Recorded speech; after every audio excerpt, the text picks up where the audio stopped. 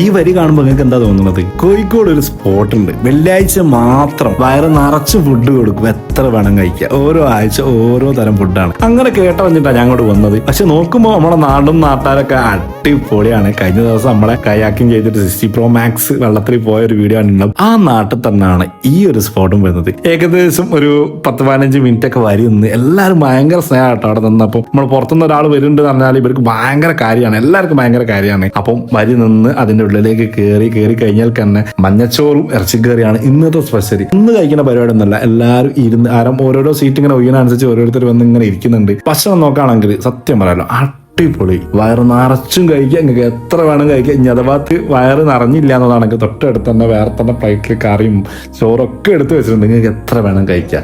ഈ നാടും നാട്ടാരെയും കുറിച്ച് എത്ര പറഞ്ഞാലും മതി തീരാത്തൊരു നാടാണ്. അപ്പൊ ഇത് എവിടാന്നല്ലേ, നമ്മളെ കോഴിക്കോട് പയ്യടിമേത്തൽ മാമ്പഴപ്പാലം ജുമാ പള്ളി ആട്ടോ.